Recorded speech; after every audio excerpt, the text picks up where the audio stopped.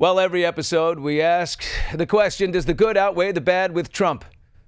Oh, man, I got a guy today who's going to explain some of the craziness that is going on overseas. Is there a method to the madness? And there might be. So this is super eye-opening. And oh, my God, another massive twist in Blake versus Baldoni. We've been wanting to hear from Sony, right? They've been the silent partner here. You're gonna. It's Hot Mics with Billy Bush, presented by our friends at LA Golf.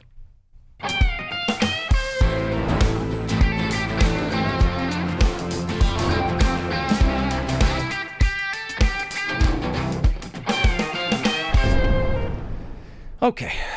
Whew. Welcome to Hot Mics. We are live on TuneIn and YouTube, and a new Hollywood Reporter article just came out, and it sheds new light on the Blake and Baldoni fiasco. I'm going to break it down for you. So this article begins with a photograph from the premiere of It Ends With Us in New York. Tony Vinciquerra, the CEO of Sony Pictures, the big distributor, he's there on the carpet. It's Ryan and Blake, and it's Hugh Jackman, not Baldoni. It's Hugh Jackman, Ryan's romantic partner. And anyway, the article begins, and it sheds light because we've been waiting to hear about Sony in all of this. It begins. Okay, so this is a statement from the head of Sony Pictures, and he did this right at the premiere.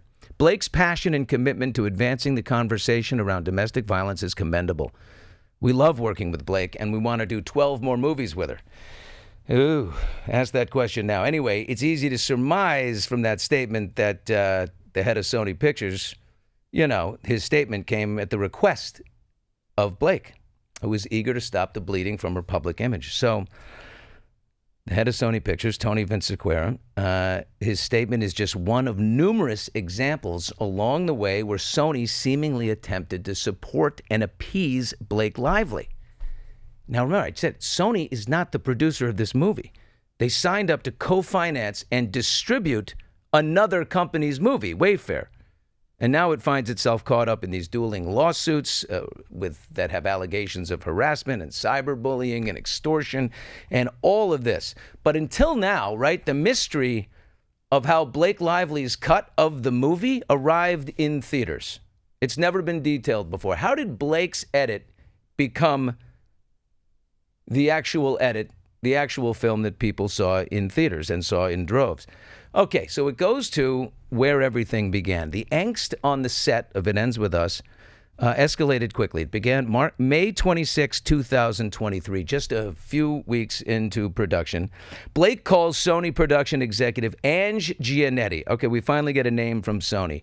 Ange Giannetti, a Sony production executive, and Blake wants to log concerns over unwelcome and inappropriate behavior by Baldoni and Wayfair's CEO Jamie Heath, okay, on the set. This is according to Blake's amended complaint, which she put in last week.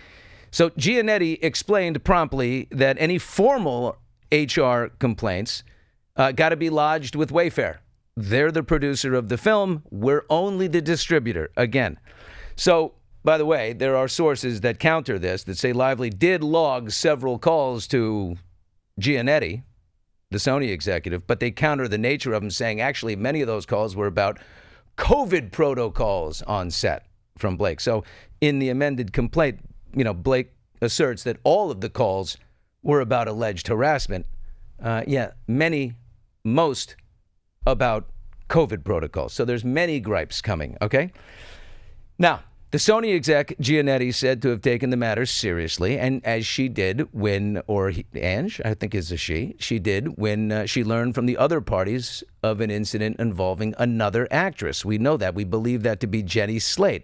That's the incident which prompted Baldoni to write a nice email to, we believe, Jenny Slate, to say, listen, I understand you have concerns, and we're going to make some adjustments. All will be good. We're going to hear eventually from Jenny Slate and maybe the other actress, because Isabel Ferrer, we believe, whoever the other one is, because Blake says there are two actresses other than her who are going to come forward when this goes to trial. Those people, by the way, no other cast member is anywhere to be seen. They're all, with their heads buried into the sand. Okay. So let's go through the summer now because of the actors' strike, the writers' strike from May 2023. We get to November 2023. This is where Blake drafts up a list of 17 demands that Baldoni and Heath, his partner at Wayfair, have to sign if she's going to return to work. Okay? So I'm not coming back after the strike unless you sign these 17 demands. Now, in Baldoni's lawsuit, his countersuit against Blake, he says Sony's legal team advised Wayfair in an email to sign these. He said, sign her demands, but do it with an overall tone that is, part denying the underlying insinuations and allegations, but do it in a way that it doesn't inflame or escalate this disaster any further. So, you're doing it already. They're already tipping the hat that this is a really difficult situation with Blake.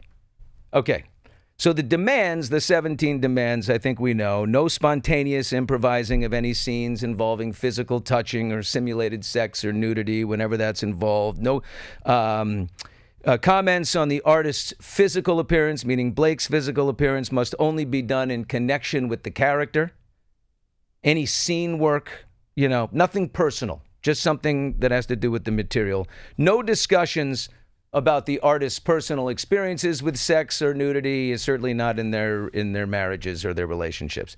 The demands also include Sony agreeing to send this executive. Sony, Blake says Sony needs to send Giannetti, this Sony executive, to the set to oversee, and also they need to hire an A-list veteran producer that Lively likes to sort of be around and be a chaperone, if you will. Todd Black is that guy's name, and he gets hired to come. Heath and Baldoni say, we signed it, but we signed it under duress, okay? So in comes Todd Black and Giannetti. Now, following the list of demands here, the Sony exec Giannetti texts Lively on November 29, just end of the month, and says, hey, so glad that Todd is in it now, overseeing everything. Just wanted to check in, offer anything I can. I know this is beyond challenging, to say the least. So there they are, trying to placate Blake. A month later, this is now January 4th, just into the new year, 2024, Sony and Wayfair caught off guard again, and they have a meeting at Lively and Reynolds' Tribeca Loft. They're called there, where she raises a total of 30 concerns, not 17. Now it's gone to 30. However, with a little bit of please don't do this, oh my God, she says, okay, I'll just stick with the original 17. Another saga is about to unfold here. According to Baldoni's amended complaint, Todd Black, the now veteran producer chaperoning on set, informed Wayfair in late February that Blake wanted time in the editing room just for 2 days with Baldoni. We know this. Okay, this is weird. The DGA rules allow a director to work with his edit alone, unencumbered. That's what you get when you're part of the DGA. But Blake wants 2 days. So Baldoni went along with it out of concern that she would, use this 17-point document against him. Wayfair connects with Sony to discuss this unusual situation of an actress now meeting with the director to go over the edits. And the Sony executive says to Baldoni, we're in it with you. At the end of this pain is a big win. Hang in there. Okay, Lively ultimately does join Baldoni in March 12th, in the editing room, but she doesn't show up the second day. So she demands her 2 days. She does one. She leaves. Let's skip to the next month. In April 2024, Sony, now locked in this role of mediator, tells Wayfair that Lively now wants solo time in the room with her own editor, saying she once again raised the specter that she would not promote the film if she doesn't get alone time in the editing room with her own editor. And she commissioned the Deadpool and Wolverine editor, Shane Reed, to come over. So again, Wayfair relents and says, okay, you can have your time in there with him. So from April 22nd to May 1st, Blake works on her cut while Baldoni proceeds along with his. Two separate nations doing their own thing. All right, this is from Blake's amended complaint from last week. The story of the edit of the film is not relevant to Miss Lively's claims of sexual harassment and retaliation. It's just a red herring designed to distract the public away from the grave misconduct by the defendants. The Sony cut is the film that was chosen to be released in theaters. Miss Lively led the Sony cut. I love how Blake keeps referring to the Sony cut. Sony is the distributor and financer. There is no Sony cut. There is a deal between Baldoni, Wayfair and Sony that they have a cut together. They share a studio cut. Basically, if they go and they test the film with a test audience and the film stinks, then Sony can say, okay, we're going to go and we're going to hire a new editor, and they have a right to do that. Okay. But they share that, and so Sony can't just arbitrarily give that to Blake. But look, she's saying she will not promote the movie unless her cut is the one. So creative control again becomes an issue in the end of April 2024. Heath, outraged when he learns that Blake is requesting to bring in now creative collaborators into the editing room with her own editor. Now she wants a whole team of people to come in and look at the movie. According to Baldoni's amended complaint, Wayfair says we have final cut and we run this process. Sony's an investor and a distributor. Okay. This is what the Sony executive tells Heath. The Sony executive says, we got your back. We agree with you.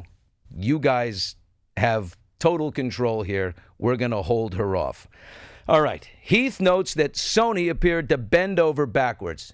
He takes issue with Sony to accommodate Lively. The Sony executive acknowledges the imbalance, admitted it was not a situation that anyone foresaw. Now we got drama between Wayfair and Sony, and they're saying, we're so sorry. We didn't want to do this either. But then someone higher up on the food chain at Sony speaks with Lively. She drops the demands regarding the additional collaborators. Okay, so now it's just her and her editor. But wouldn't you know it, Sony has to manage another problem that's coming up. Sony was particularly concerned that Blake would change her mind about reaching out to Taylor Swift to secure the release of My Tears Ricochet for the trailer. Okay? Now this is where Sony, this tells you all roads lead back to Taylor Swift. This is how important she is. Now Sony's like, okay, we're going to stop being so nice to our partners here because we don't want to lose the Taylor thing. And of course, Blake is definitely leveraging her relationship with Taylor. So when Jamie Heath refuses to acquiesce on the latest demand, the clearly frustrated Sony executive who wants Taylor Swift's song in this trailer very badly sharply says to Jamie, you don't want to play ball. You're going to delay and greatly hurt the movie. Good luck. Finish the director's cut, and we could have multiple previews down the road. Well, this is little Jane the Virgin guy. He's just trying to get his movie done. He says, okay, I acquiesce again. I mean, Blake's Taylor Swift thread here is definitely materializing, and I can definitely tell you that relationship between Taylor and Blake is El Dunzo. No chance. All right, so June. We get through the spring. Here we are, June. It's 2 months before, 3 months before the big premiere. But the coup is complete in June. Sony calls Wayfair to say that neither Blake Lively nor any of the cast are going to promote the film unless Lively's cut is used. So that threat, I'm not going to promote it, now comes to fruition. We're using my cut or I don't promote the movie. Baldoni forced to choose between killing the film or firing himself as director. How nice. So she gets the cut. And when her cut is screened at the big, book convention, Book Bonanza in June, 3,500 people are there. There is an ecstatic response. Social media is lit up.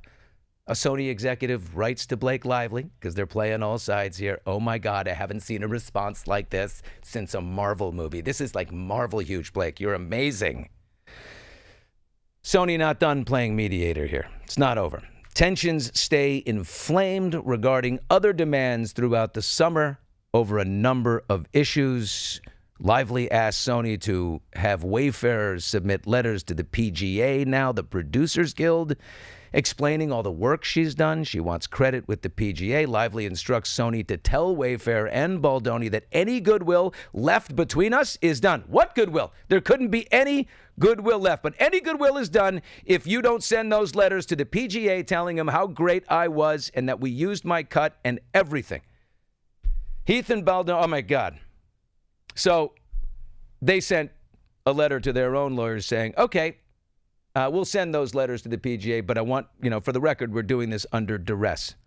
Sony also had to deliver the news that Blake was asking that the credit, a film by Justin Baldoni, those words, a film by, get removed, as well as, by the way, his name had already been removed from the poster next to hers.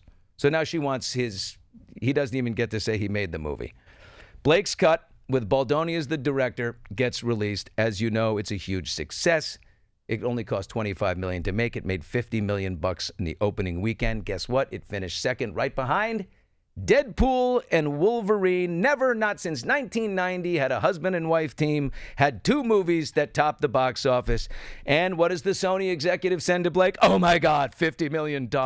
Oh my God, your blood, sweat, tears, and your brilliant smarts, and your heart, and your soul is in every single frame. My God, it's incredible. Thank you 50 million times.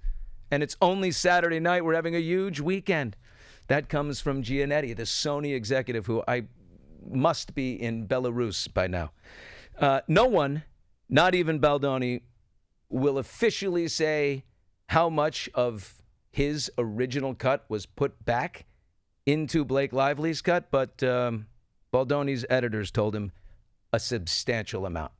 According to Baldoni's complaint, they tested it, and Blake's was 10, 12 points behind hers, so they put a lot of his stuff back in there.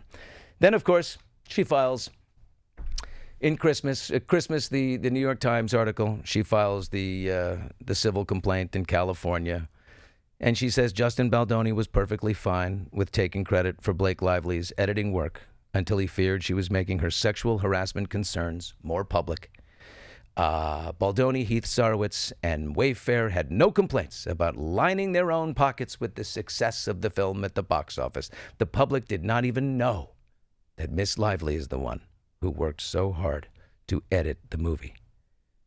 By the way, on that Friday, when the movie opened, a journalist caught up with Baldoni and said, hey, would you consider directing the adaptation of Colleen Hoover's next book, It Starts With Us? And he suggested maybe Blake Lively's better suited for the job, the poor guy. Well, now we finally have Sony executives on the record. We've got Ange. We've been wanting to know, where's Sony in all this? And all those sleuths online and sleuths on TikTok and everybody investigating this, from Candace Owens to Zach to Steph with the deets, to all these people, they were all right. This article confirms, you can really see how much a pain in the rear end she was. I mean, now you got Sony there. They're definitely going to depose Brian Friedman. Baldoni's lawyer is going to definitely depose Friedman. Going to depose all these Sony executives. If Blake Lively's two actresses don't come forward vociferously in her defense, which I can't see them doing. They're actresses who want careers. They just want to be in movies. How'd they get swept up in this? They followed Blake in the beginning because she was the bigger deal. And if I'm them, I just say, I'm out. If you want to save what's coming up in the future, I'm out. All right. That's a big feud. And who doesn't like a feud? There's another one brewing between Megyn Kelly and Don Lemon. Here's how it began. Joy Reid was fired from MSNBC. Joy is a loud liberal pundit on MSNBC. Megyn rejoiced when she heard the news. Big news tonight will be Joy Reid's final show on MSNBC. Single tear, white woman tears happening right here, Joy. She was officially fired over the weekend because she's a racist, horrible news anchor with no ratings. And that's really been the truth Megyn, for a long time. Oh, my God. MSNBC's under new management, and I guess they decided to come to grips with reality. Okay. The truth is, this is very sad news for us, as she's provided so much material over the years. I feel the way I felt when Brian Stelter got fired, but he came back, and you never know. Megyn, I'm sure Megyn, Joy by Reid the will way, I've wind been up out for doing drinks with something Megyn where we and her will husband continue, and to get Doug. to He was the respond. greatest guy. Super fun. Not always so fired up. But anyway, that did not sit so well with Don Lemon, who called Megyn racist, among other things. So let me just say to Megyn Kelly, in my 30-some years as a journalist and my 50-some years as a person of color, go fuck yourself. Okay? Okay, Don. Wow. Of course, Megyn then fires back. Don, you're a has-been. You're a washed-up. You're no good. You're a loser. You had a chance at X with Elon Musk. He had a lifeline for you. You blew that, of course. So we'll see where that goes. I'm going to guess nowhere from here, but I got to declare the winner of this, nobody. This is just whipping up those algorithms on the internet. You know, sometimes you can tell. Something's for business and something's authentic. Coming up. The Don has done it again. An AI-generated video that'll have you talking. You'll see it coming up here. I'm sure you know it's the Gaza 2025. And then we're going to get into what is actually going on over there with someone who actually knows. It's Hot Mics with Billy Bush, presented by LA Golf, back in 60 seconds. Hot Mics with Billy Bush, brought to you by LA Golf. Upgrade your game. Take your golf experience to the next level at lagolf.com. And for all the sports fans out there, don't miss a beat with TuneIn Premium. Unlock access to the biggest college football and basketball games, every NHL game with no blackouts, and commercial-free ESPN radio to keep you up to date on all the breaking news around the sports world. Plus, enjoy over 300 commercial-free music stations to suit every mood or activity, whether you're into today's hits, classic rock, smooth jazz, country roads, or anything in between. There's even over 100 mood stations to help you unwind and chill out. Stay informed with commercial-free CNN, Fox News Radio, MSNBC, and more with fewer ads and no interruptions. Tune in to 100,000 global radio stations and podcasts and get breaking news and sports talk anytime, anywhere. Go to tunein.com/premium and sign up today to unlock it all. All right, welcome back to Hot Mics, brought to you by LA Golf. We are definitely in the middle of a ceaseless torrent of disruption, right, from Trump. And in the middle of a torrent of disruption, the great disruptor is disrupted again. And people are outraged, or more likely doing their best to feign outrage, because it very much feels like an appropriate response to this latest sortie across the bow of humanity. Boy, have you seen the AI-generated video about Trump's future nirvana called Trump? It's Trump Gaza. It's what it looks like down the road. It's unbelievable. A new Trump hotel, a giant golden statue of Trump, a child holding a Trump balloon. It's like sexy Riviera vibes. Elon Musk is, seen tossing around. Do we have it? Are we going to put it on? Put it on. Elon Musk is seen tossing around cash to visitors and children. They're bearded male belly dancers. Look at this thing. Oh, my God. Elon, look at a skinny Elon right there. Then you've got bearded men who are belly dancing. That's odd. Trump dancing in a nightclub with a scantily clad woman. Trump Gaza hotel. Look at the lyrics. Donald's coming to set you free, bringing the light for all to see. No more tunnels, no more fear. Trump Gaza is finally here. Trump Gaza's shining bright. Golden future, a brand new light. Feast and dance, the deal is done. Trump Gaza, #1. He posts this on all of his social, everywhere. So I always ask the question, is like, does the good outweigh the bad with the Don? I mean, people are outraged at that. There's so many people who have died in Gaza. The carnage has been awful on both sides. Why would you put up this futuristic, utopia of Trump Gaza, in the future? I get that. I just don't trust a lot of people's outrage. When it comes to him, it's really hard to muster outrage because there's just so much happening. But, okay, does the good outweigh the bad? The Cold War has been over for 35 years, and we've done business the same way since, right? We have, throughout history, provided substantially more money to the defense of European NATO countries and, of course, Ukraine than has Europe. This is where all this beef with Europe is. Although Great Britain just announced that, they're going to raise military spending from 2.3% of Britain's GDP to 2.5% by 2027, and then again to 2.6% the following year. So they've already pledged to, move up what they give. We give money and the comfort of U.S. military might.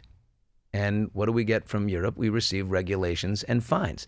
The Brits forced Apple to limit the protection of people's data so the government can surveil them over the last several years. The EU has hit Google for $4 billion for restricting competition, saying every phone that you give us comes with Chrome, and you're making us use Chrome.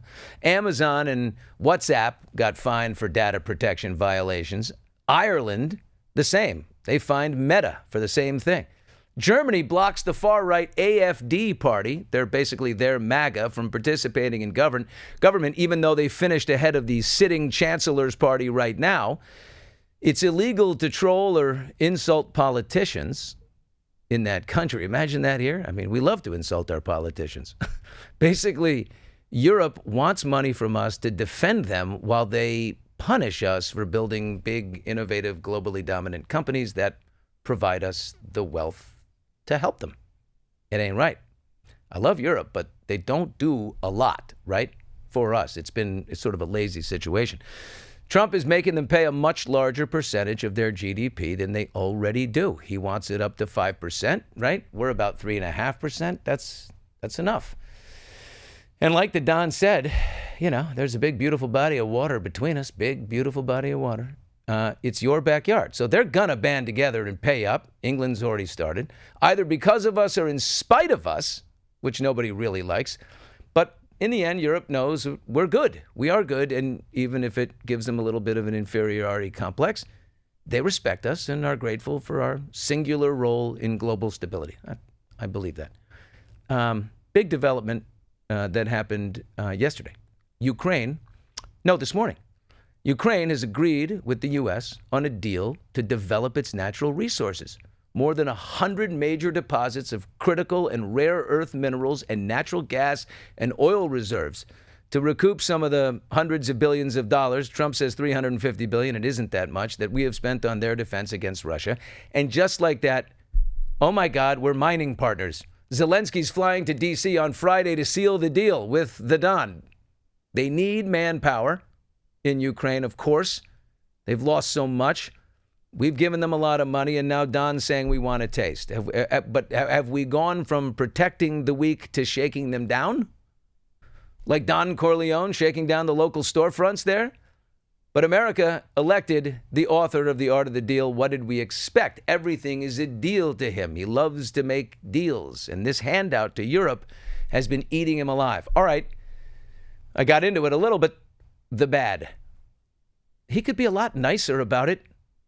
Why do we have to humiliate and embarrass Zelensky in the face of Vlad Putin, little Lord Farquaad? Trump said Ukraine started the war and that Zelensky is a dictator, as well as a B-level comedian who sweats too much.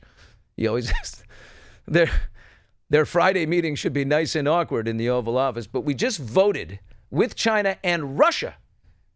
In what world would we vote with China and Russia in the UN Security Council against the proclamation that Russia invaded Ukraine? They did. Of course they did. And Trump knows they did. So why did he more than legitimize Putin? Is Trump just rude and greedy, an ignorant bore who's throwing 80 years of alliances out the window for a better cut on lithium? Does he just hate Europeans? I mean, that would be weird. His wife is one. Is he really in bed with the Russians like all of MSNBC devoted their lives to telling you, for his whole first term? Don Corleone and Don Putanesca. Okay, you take the Arctic. I'm going to take Panama. You get Crimea, whatever it is. I get Greenland. We split Ukraine, okay? But it's mostly mine. I mean, Russia, look, is not our enemy. Not anymore. They aren't close to our equal. Vlad has sacrificed hundreds and hundreds of thousands of lives for a war against little Ukraine that's still tied. His military is depleted. He's forcing 70-year-old men to volunteer, right? stop this little turd now. Choke him off. That's what the opposition says, right? But he needs a lifeline. Putin needs one bad. Trump tells a lie to the world that Putin did not start the war, saving face for Vlad. Well, what's he going to do with that? No other U.S. president would or could have done that. But Trump has conditioned us that this ain't your daddy's geopolitics. What would Ronald Reagan and George H.W. Bush think of this? Two great statesmen. Given that Putin wakes up every day thirsting over the inevitable decline of America as the lone superpower in the world, this can't be great. He's not in favor of peace. He craves victory. He's an authoritarian. Scariest of all, right now, Trump is not surrounded by any voices of dissension anymore. Did you see the cabinet meeting he did this morning? They're all around there. Some guy asks and says, a reporter says, will all these people do whatever you tell them to do? And if they don't, you'll fire, like they're beholden to do whatever it is, no matter what? He said, oh, yeah, of course. They're all enablers. They're all supporters, right? The first administration was loaded with old school, Republican establishment hawks and guys who were, super careful. They were there to keep Trump from being Trump. Last night, a friend of mine connected me with a guy named Jeff Green, national security expert, former colonel in the Air Force Reserve. Before that, a missile combat crew commander. He lobbies the government now on issues pertaining to U.S. defense, innovation, and national security. And Jeff is with us right now. Jeff, thanks so much for being here. I had a beautiful cigar sitting outside last night by the pool, and you really opened my eyes on a lot of things here I think people don't really hear about. On its face, Jeff, Trump's moves are short-sighted, right? Greedy and mean, it seems, but he wrote or dictated the art of the deal. He's been doing this forever. He's never changed his tune. But do you think this change in our foreign policy towards our oldest allies is necessary right now? Are we doing the right thing? Well, Billy, thanks for having me here. I mean, this is the question, right?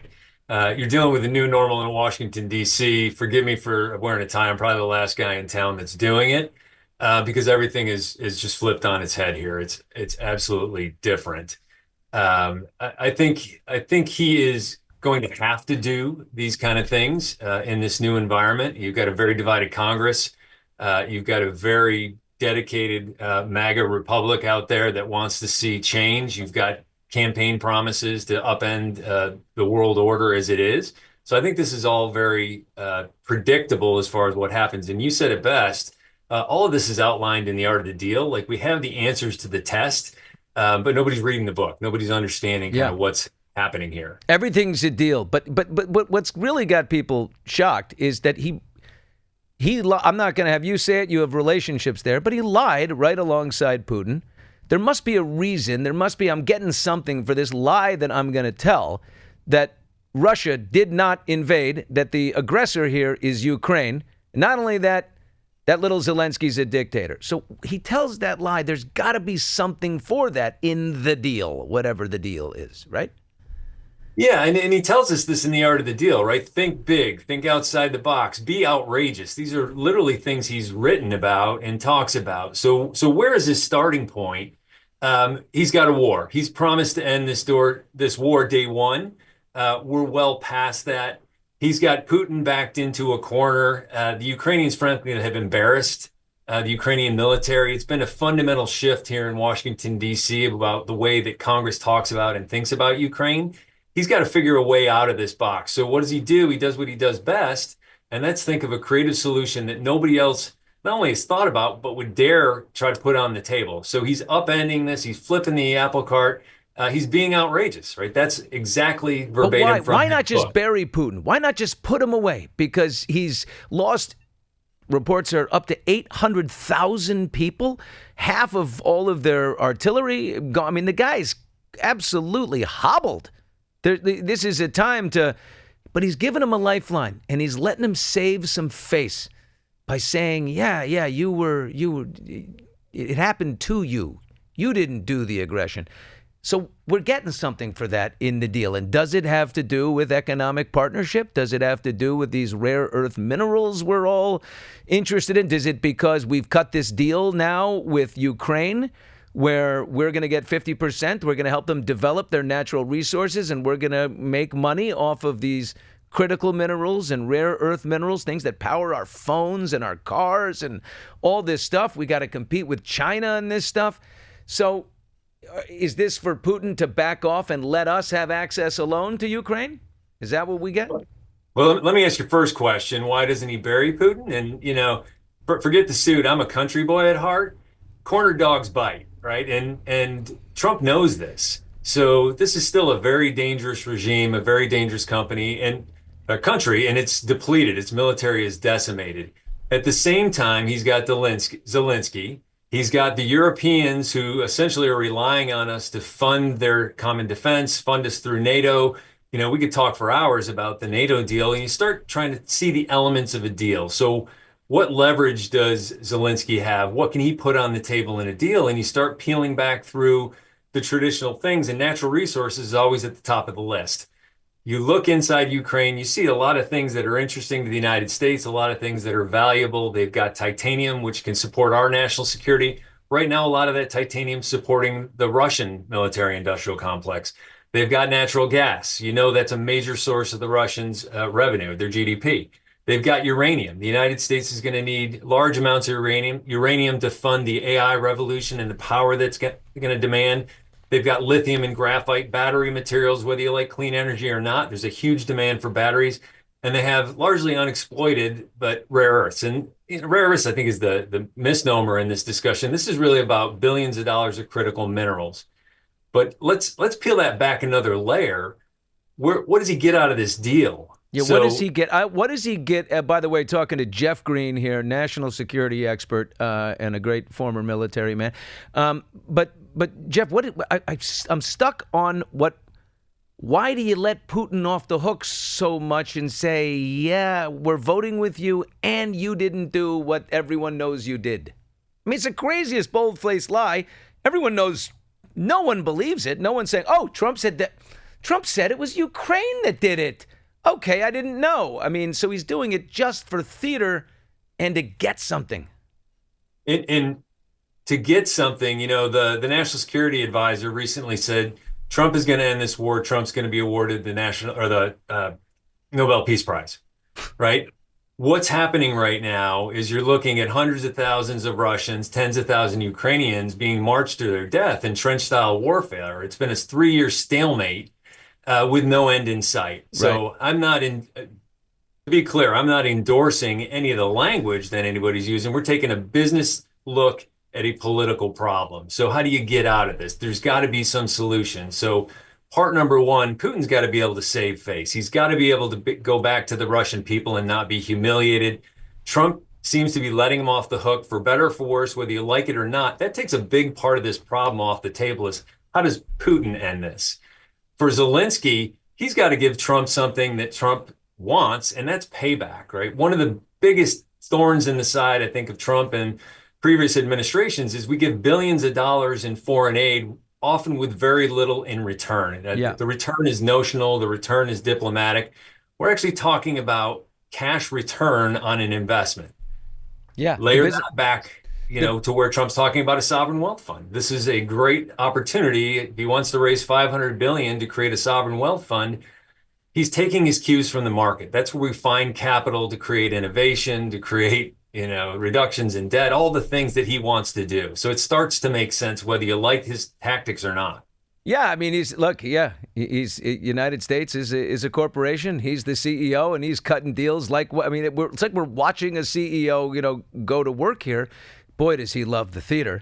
But look, 80 years of the same alliances in Europe, and I understand there needs to be some change. These are people I've characterized as, they're just, what do? They levy our corporations with regulations and they punish us all the time. They're nailing our big technology companies instead of building their own stuff. And they've gotten away with it for a long time. And that chaps Trump's biscuit so badly. And so I see what he's doing. And now I guess, it's led us to this rare earth minerals thing. You mentioned to me last night, I'm thinking Greenland. What do we want? Greenland. What do we put a hotel up there, a Trump hotel? It's going to be a beautiful vacation spot. But that's a really a big hotbed for rare earth minerals too. And so this is not a joke about us buying or somehow in partnership getting Greenland from Denmark. This is a real thing, right? And it's probably going to happen. Whether it happens or not, who knows? But I actually believe he's deadly serious about it. If you look at Greenland from a geopolitical and strategic context, there's a lot to like there. It's a small population. Yes, it's a sovereign nation. Of course, we're hopefully going to respect that. Obviously, they have vast resources, largely untapped. Just like in the Ukraine, it's going to take billions of dollars to unlock that, minerals in the ground to bring that to bear. But you've also got a very critical geostrategic location. And, whether you call it climate change or just the snow's melting, like there's a lot more land available in Greenland, both to mine those materials and to establish strategic basing. The Air Force has for decades had a location there, relatively small. We could expand that. And to be frank, the Russians and even the Chinese are eating our lunch in the Arctic, which is becoming a much more important geostrategic location. Is that they're eating our lunch in the Arctic? Is that because of the mining of minerals, or is that because of the Bering Straits, where I know Russia would like, and other countries, there are people who would like to build a northern trade route, just like the Panama Canal in the south, the Arctic Canal or the Bering Canal or whatever, and Russia has 70 at least ice cutter ships, and the ice is beginning to melt a little bit up there. They can bang through and make a canal. We only have 2, is what I hear, and so we're way out of that loop. Is that why Trump wants Panama? Well, so we have to maintain our strategic trade routes to the north and south. So Panama makes perfect sense. I think it gets in the president's side anytime you talk about a foreign country, particularly an adversary, being in our sphere of influence. I mean, this goes back, centuries. The Western Hemisphere is ours, and we're going to do everything we can to protect that as our own. The northern trade routes, I think, similarly, you talk about icebreakers. It's going to take us 11 years to build the next one. We have one commissioned out of the U.S. It's the first in 50 years. And I think you're spot on with what you're talking about. This is both strategic resources access. As you break through that ice through the Arctic, you have access to those underwater resources, and you have a trade route, right? So you can go through the Bering Strait, you can go around, you go over the top. I mean, this is really giving them quick access to the United States. And candidly, you start looking at what Trump's talking about, he's clearly thinking about this. We're talking about Iron Dome for America. That tells me he's concerned about a strategic threat.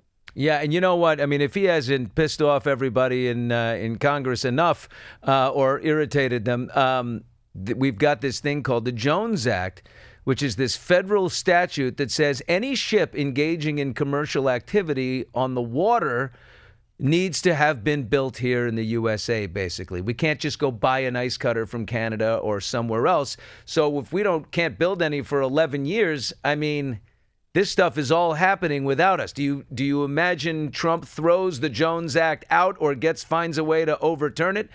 Because that's going to upset a lot of shipbuilding members, a lot of members of Congress who represent shipbuilding communities.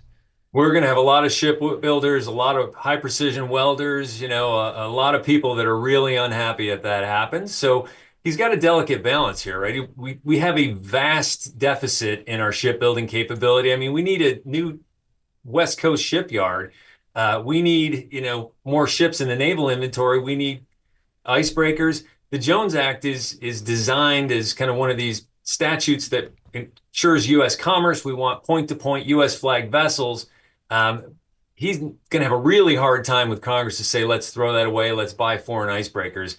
But at the same time, he's talking about investing vast sums into our domestic industry to give us the capability to do that. The challenge is that stuff doesn't turn on overnight. It's going to take a long time. It's going to take workforce, massive investment. And yes, a few decades from now, we may look back at this and say, wow, he really kind of revitalized the manufacturing industry. He reshored all this capability. He brought back shipbuilding. He built shipyards. The challenge for him is you're not going to see the benefit of that for decades. So what do we do? We're losing up there in the Bering Straits. Are we up there? Do we just go militarily and say, get out of here, or we're going to defend this with the biggest military in the world? Does this become a conflict zone, or is that way too far off? So let's take the conversation back to where we started, right? The art of the deal. So what has he done? Just like he always does, was said something a little outrageous. We've thought really big. this is the concept I think Trump has just epitomized and perfected. If I want 100, I'm going to ask for 300. If I end up with 150, I'm 50% ahead of where I wanted to be. Like, this is the way that he thinks. So I think this is an opening gambit as far as Greenland, as far as, the entire, Northern Passage. Like, this is just the start of this discussion. And I'll tell you, people were laughing at the concept of a rare earths deal. Now the White House has appropriately renamed it a critical minerals deal with Ukraine. But when you start connecting the dots, it all starts to make sense. And I think you're going to see the same thing with the Greenland issue. All these rare earth minerals, it's like this AI world is exploding in front of us. Who's going to control AI throughout the world? That's the big Cold War now between China and America. And these rare earth minerals are the phosphors on our cell phone screens. They are anything that moves, an engine that moves, they come from rare earth. So just explain to people how badly China is kicking our ass in this area. China controls how much of the global production market of rare earth? Yeah, so if you go back to the 1980s, Billy, the United States was the dominant producer of rare earth minerals. As we have let that industry atrophy, as we have looked to low-cost providers around the world, China now dominates still to this day after hundreds of millions, even billions of investment into this, over 80% of the basic rare earth oxide production. Over 80%. Feeding the world. Correct. 80%. It used to be well over 90 until some projects came online in Mountain Pass, California, and in Australia. So we're chipping away at this issue, but this was a massive deficit that was created by just ignoring the geopolitics and the strategic interests, the supply chain issues that for decades were just tossed aside in the interest of buying stuff quick, fast, cheap from the lowest cost provider. Wow. Well, Jeff, I really appreciate this discussion. I was not aware, and I don't think most people probably, like me, going to work, doing their thing, not aware of this giant hustle that's going on out there in the world. And it kind of brings me back to what I said in the beginning, regarding Trump, is that, I think the message might be strong. The messenger, he does what he does, which is not always great. But I see that, maybe we have to believe a method to the madness is going on here for a second, because we got to get engaged with all this stuff. I had a member of Congress, I think, say it best to me. He said, look, you can't listen to what the president says. You have to figure out what he means. And that's very disconcerting to a lot of people, right? But I think is the reality we're going to be in probably for the next 4 years. You got to kind of dig through, what does he really mean? What's the bigger picture? What's the play? And how's it go back to the art of the deal? I'm imagining your conversations in the halls of Congress, and you pull aside, it's like, oh my God, you're not going to play. The president is absolutely correct. He's doing wonderful things. And then the public statements and the private statements, you don't even have to comment. I know they're completely different. Jeff Green, I appreciate you so much. Thank you. I'm going to call him Hot Mike's national security expert, Jeff Green. Okay, we've officially crowned you, sir. Thank you so much. Appreciate it. Wow, what a smart guy, and what an interesting topic. Guess what's coming up on Sunday? The Oscars, the Academy Awards. Who should win? Who will win? Sometimes they aren't the same, and there's that controversy over Emilia Perez, Carla Sofia Gascon, the lead of the movie. She might have hurt the whole thing's chances with some of the comments she made. She is going, but she's, I don't think, fully uncanceled. Hot Mics with Billy Bush, presented by LA Golf, returns in 60 seconds. Hot Mics with Billy Bush, sponsored by LA Golf. Take your swing to the next level with LA Golf's cutting-edge technology. Visit lagolf.com and upgrade your game. And for all you sports fanatics, go big with TuneIn Premium and unlock the biggest college football and basketball games, every NHL game with no blackouts, and commercial-free ESPN radio. Stay in the game all year long with TuneIn Premium. Plus, premium users can enjoy over 300 commercial-free music stations, from today's hits to smooth jazz, classic rock, country roads, and everything in between. Hear all your favorite stations and more, all in one place, and keep music flowing. If you want to stay up to date with the latest news, TuneIn has got got you covered. Listen to your favorite news stations like CNN, Fox News Radio, MSNBC, and more, all with fewer ads so you can get back to what's important. Premium listeners can listen to over 100,000 global stations and podcasts on TuneIn so you can stay connected with breaking news, sports talk, and top music anytime, anywhere. Unlock all of it by visiting tunein.com/premium and sign up today. And welcome back to Hot Mics, presented by LA Golf. We are live on TuneIn. The Oscars are Sunday. Conan O'Brien is hosting. Joining us now, the one man who knows everything about movies, Scott Movie Mance, an old friend of mine, old producer of mine. What a great man. Hello, Scott. Hello, Billy Bush. It's great to see you, my friend. Buddy, you're a beautiful guy. All right, let's begin with the controversy over Emilia Perez. The film, look, it's got 13 nominations, most of any. It's got one of the stars, Carla Sofia Gascon, the Emilia Perez, kind of hurt the movie's chances, some think. Here's what happened. In late January, screenshots posted on X showed tweets from Gascon spanning several years that included Islamophobic, racist, otherwise offensive comments on a variety of topics, including the 2020 death of George Floyd and the Oscars themselves. Gascon since apologized. She'll be at the Oscars. She was not at the nominees' dinner in Hollywood leading up to it. What are you hearing about her? I mean, did it just kind of blow over like other things? It just, if you wait long enough, this crazy world we live in moves on to something else? Absolutely, for sure. I think we have all experienced what it's like to be in the eye of a hurricane, and then the hurricane moves on and there's another storm brewing. There's a hurricane in Washington, D.C., and it's moving every 3 hours. But for sure. It's going to be like that for a while, unfortunately. But, Billy, here's the thing. Like, this movie, Emilia Perez, premiered at the Cannes Film Festival, won a top prize back in May. I saw it at the Telluride Film Festival. I loved it at Telluride. I thought it was an amazing movie. But then a few months later, when it finally did drop on Netflix, there was backlash against the film then because Mexicans felt it was offensive. The trans community felt like it was offensive. And that was before... She's trans, Carla. She's Sophia. trans, yeah. Carla's trans. They were offended by their own trans woman. The community was offended by the way that this particular trans woman was depicted in the film. She looks like another Sophia in that one, Sofia Vergara. If you're but this movie has been such a challenge for Netflix and Netflix publicity, and then, like you mentioned back in January, the past tweets, which resurfaced coincidentally just before Oscar voting opened. So I don't know how much of a coincidence that it is, but I can't prove that it's not. But yes, it kind of did blow over because even though I don't think that Emilia Perez ever had a chance for Best Picture or Director, the one lock for this movie has always been for Zoe Saldana for Best Supporting Actress. She has been winning every award that she was nominated for: Golden Globe, Critics' Choice, BAFTA, and this past weekend at the SAG Awards. It's her. Even with the controversy, I felt like people were separating her from the movie, as they should, because she did give a phenomenal performance. So, however, there is another category where I felt like Emilia Perez actually did have a chance. That was Best International Feature. Now, I think that is going to go to I'm Still Here, the Brazilian movie. Which we don't care about anyway, let's be honest. All right, let's go. Okay, so you think, so Zoe Saldana, she survives all this stuff. She goes through, she wins the final award. She's won everything up to that point. Some good people in there. Ariana Grande, Monica Barbaro. Okay. Back to Carla Sofia Gascon. She's actress in a leading role.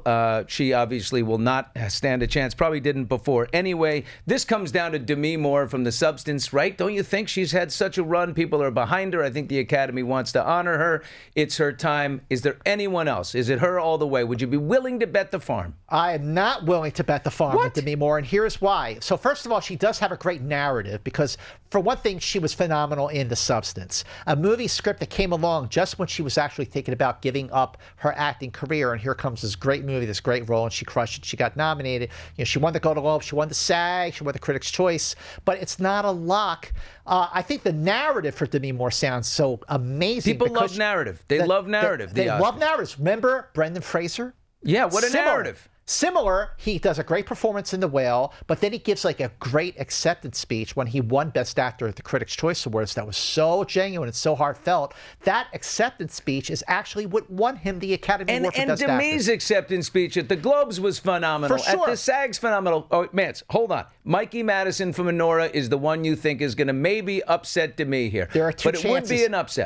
Billy, here's the thing. Best Actress is going to be the most anticipated award of the night, even more than Best Picture, and here's why. Sure, Demi Moore could win. She probably should. Mikey Madison, 25-year-old. I think she's 25 or 26. Phenomenal in Honora. That movie won the top prize at the Cannes Film Festival. She won Best Actress at the BAFTAs. That was huge. There's a lot of overlap now between the BAFTAs, which are the British Oscars, and the actual Academy Awards, because the Academy has increased its membership, a lot of international voters now. And she also won the Spirit Award, different voting group.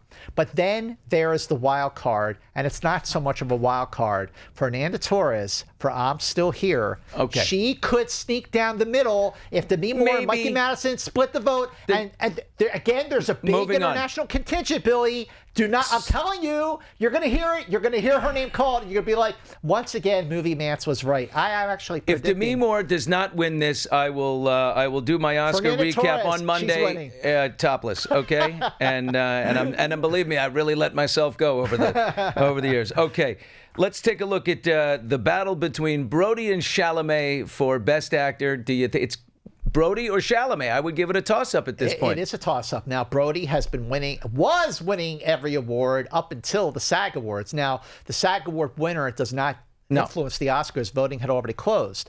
But, so Brody won the BAFTA, he won the Golden Globe, he won the Critics' Choice. He's winning, everything. But Timothée Chalamet is playing a real person. Mm-hmm. He is playing his own guitar. He is singing his own music. Yeah, he's good. That's really, really good. And so James Mangold, who directed Complete Unknown, also directed Walk the Line about Johnny Cash and June Carter, and Reese Witherspoon did her own singing, and she won the Academy Award for that film. So I don't think it is in the bag for Adrian Brody. I think there could be a chance. There's a very strong chance Timothée Chalamet could actually win his first Academy Award. I'm going to go with Brody on that one. I'm going to go with Brody on that one. I just think because the SAG voting the SAG Award did not affect Oscar voting, I'm going to go with that. Jeremy Strong, I love this guy. Let's do supporting actor quickly here. Jeremy Strong, he's so intense. I like him. Yep. Guy Pearce in The Brutalist, also very good. Great. And now in a fight with Kevin Spacey, he took a shot. Forget him. It's a lot. It's Kieran Culkin.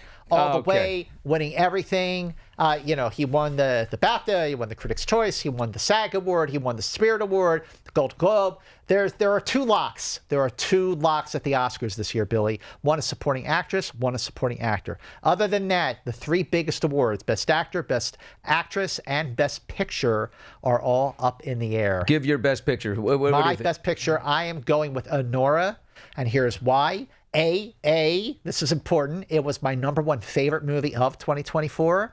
Hands down, I saw it 6 times. I love the hell out of that movie. But it won the Producers Guild Award and the Directors Guild Award on the same night, that Saturday night in Beverly Hills. Also, the Producers Guild Award is like the Oscar for Best Picture. They are voted for using a preferential ballot, very, very similar. And in most cases, in the past 80 years, the winner of the Producers Guild Award did go on to win the Academy Award for Best Picture. So I am predicting Best Picture for Honora, Best Director for Sean Baker, who directed Honora. Those I feel really, really good about. Nobody knows more about the movies. Movie Mance, moviemance.com. He's the greatest guy. I'm going to go with Conclave, by the way, on that. Thank you very much. You're not wrong. I love you, pal. Coming up, it's Wednesday weigh-in time. Skinny Vinny joins us. Hot Mics with Billy Bush. Let's see how much weight has he lost. I got to give him 5,000 if he loses 50 pounds, man. I got to give him 5. And he's got to do it in 6 months. I think he's probably halfway there. I don't know what he did. Stopped eating bread? We'll be right back. Hot Mics with Billy Bush brought to you by LA Golf. Upgrade your game. Take your golf experience to the next level at LAGolf.com. And for all the sports fans out there, don't miss a beat with TuneIn Premium. Unlock access to the biggest college football and basketball games, every NHL game with no blackouts, and commercial-free ESPN radio to keep you up to date on all the breaking news around the sports world. Plus, enjoy over 300 commercial-free music stations to suit every mood or activity, whether you're into today's hits, classic rock, smooth jazz, country roads, or anything in between. There's even over 100 mood stations to help you unwind and chill out. Stay informed with commercial-free CNN, Fox News Radio, MSNBC, and more with fewer ads and no interruptions. Tune in to 100,000 global radio stations and podcasts and get breaking news and sports talk anytime, anywhere. Go to tunein.com/premium and sign up today to unlock it all. And we're back. Hot Mike's here with Billy Bush and Vinny. Skinny Vinny the Slim Reaper is in the house. We're about to get him to weigh in here. He's dropping. Oh, look at the face. I can already see it in that monitor. So much skinny. Okay. We are live on YouTube and TuneIn. And on YouTube, we get some comments here. And Vinny's got one for us. Yeah, we have a question from Marissa. She said, or she's asking, if you were Blake's publicist, what would your advice be to her? Oh, Blake Lively's publicist. Yeah, that's Leslie Sloan. My advice would be, at this point, it's like she's, again, I always reference like Lance Armstrong. You know, she's just like he dug so deep on the lie and he couldn't get out. He was past the point of no return. Man, just like, I think I'd still say it. Fall on the sword. If you completely own something, people will forgive you. People, like me this morning? Oh, yeah, man, I was pissed off at you, wasn't I? But I owned up. I said, I messed up. You know what? And I love that about you, and I forgive you, you booby. So, look, that's the thing. Fall on the sword. Be like, I lost my mind. Be honest.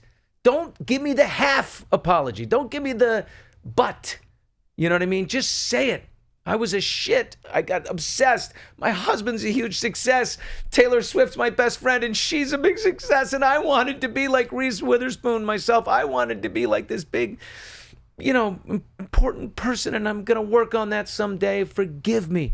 I'd be like, dude, forgiven. We all have a terrible person living inside of us, as well as a charming and lovely person. So that's what I would say. Let's do this, Blake. You can be good. Then I would run to another country. Okay. Vin, let's get a weigh in here. We've got some video to take a look. Vinny started at 267 pounds. He went down to 258. He went down to 254. Holy mackerel. 249 pounds. He's 17 pounds down on his way to 50 pounds down. How much time do we have left? Is it like you got 5 more months to do it? 5 months, yeah. Dude, you're doing great. Thank you. I'm trying. I might Venmo you now. $5,000. Hey, I'm trying. My birthday is May 15th, so I'm trying to get it done by then. How do you feel? You feel better? So much better. I sleep better. Just everything. Yeah, 17 bills is like that's if you pick up a 20-pound barbell, you think, oh my God, that was on me. Yeah. Oh my God. I gotta say, dude, you look great. Thank you. You're a beautiful guy, very young and very handsome, and you just get more and more handsome every time that scale is and healthy. Okay. Thank you for watching Hot Mics with Billy Bush today. We are on YouTube. Please subscribe if you haven't subscribed at Hot Mics with Billy Bush. And we will be back on TuneIn and YouTube on Monday. Bye-bye.